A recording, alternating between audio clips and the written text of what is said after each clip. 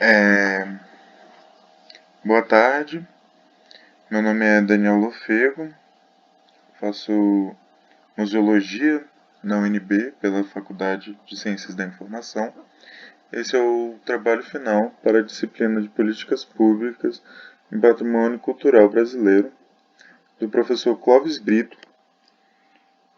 Hoje iremos falar das políticas públicas em articulação para a proteção jurídica do patrimônio cultural dos povos e comunidades de matriz africana no âmbito federal brasileiro.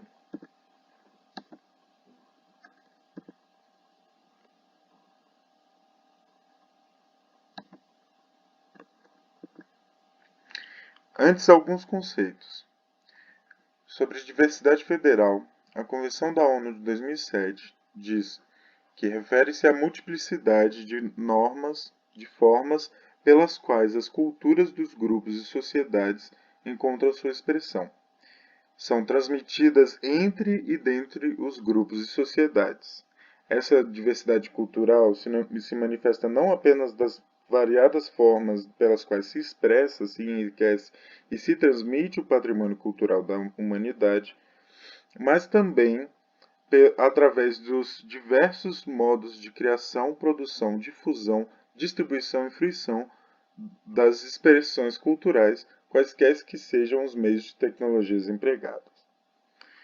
Sobre patrimônio cultural material e imaterial, a recomendação da ONU de 2015 amplia o termo patrimônio como definido um conjunto de valores tangíveis e intangíveis e expressões que pessoas selecionam e identificam, independentemente do direito de propriedade, como reflexo e expressão de suas identidades, crenças, conhecimentos e tradições, e ambientes que demandam proteção e melhoramento pelas gerações contemporâneas e transmissões pelas gerações futuras.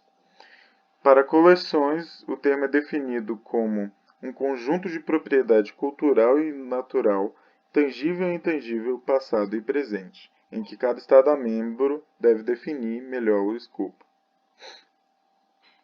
pela mesma recomendação da ONU de 2015. Bom, uma breve apresentação.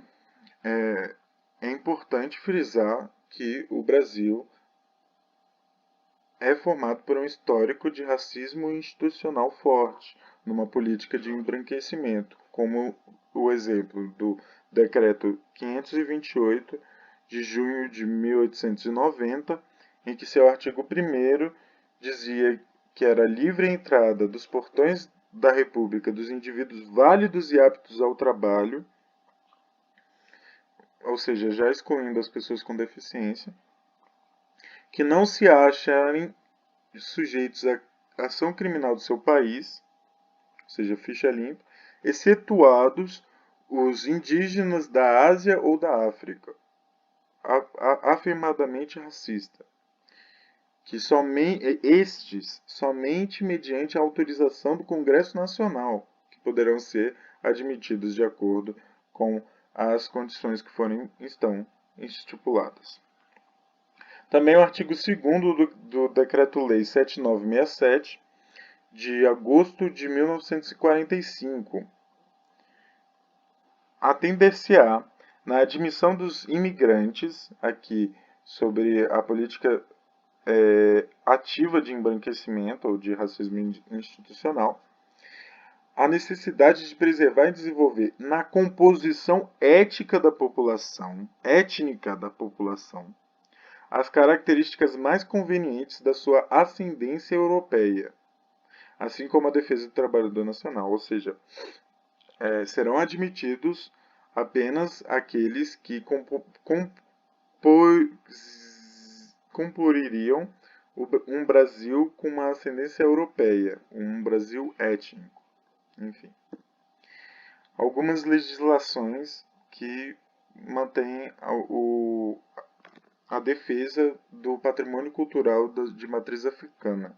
Temos na nossa Constituição Federal vigente de 1988 dois artigos importantíssimos, o 215 e 216.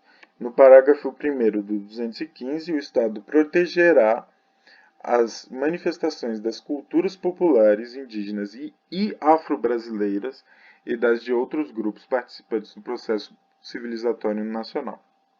No artigo seguinte, constituem patrimônio cultural brasileiro os bens de natureza material e imaterial, tomados individualmente ou em conjunto, portadores de referências à identidade, à ação, à memória dos diferentes grupos formadores da sociedade brasileira, no qual se inclui as formas de expressão, os modos de criar, fazer e viver, as criações científicas, artísticas e tecnológicas, as obras, objetos, documentos, edificações e demais espaços destinados às manifestações artístico-culturais, os conjuntos urbanos e sítios de valor histórico, paisagístico, artístico, arqueológico, paleontológico, ecológico e científico. No parágrafo 5º, ficam tombados todos os documentos e os sítios detentores de remanescências históricas dos antigos quilombos. Aqui é importante a forma como é escrito a lei. Ficam tombados. O Estado protegerá. É dever do Estado proteger as culturas afro-brasileiras. O artigo 68 do Ato das Disposições Constitucionais Transitórias também diz sobre os remanescentes das comunidades de quilombo, que é reconhecida a propriedade definitiva. No artigo 2º da Convenção na Convenção 169 da Organização Internacional do Trabalho, também diz sobre no 1. Os governos deverão assumir a responsabilidade de desenvolver, com a participação dos povos interessados, uma ação coordenada e sistemática com vistas a proteger os direitos dos povos interessados, e a garantir o respeito pela sua integridade.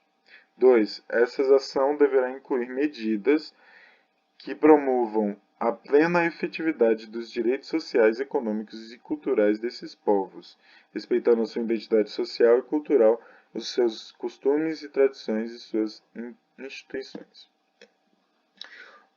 Também o decreto 4.887/3, no artigo 18, os documentos e os sítios detentores de remanescências históricas dos antigos quilombos, encontrados por ocasião do procedimento de identificação, devem ser comunicados ao IPHAN.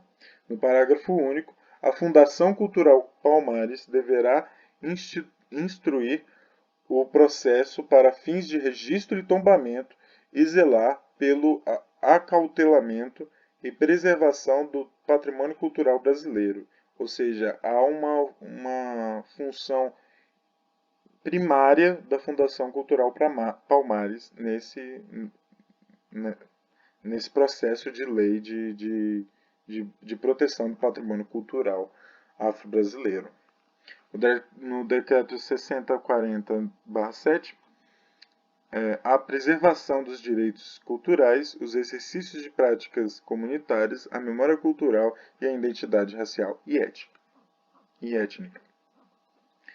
Estatuto da Igualdade Racial também traz no seu artigo 19: o poder público incentivará a celebração das personagens e das datas colaborativas relacionadas às trajetórias do samba e de outras manifestações culturais de matriz africana, bem como sua comemoração nas instituições de ensino público e privadas.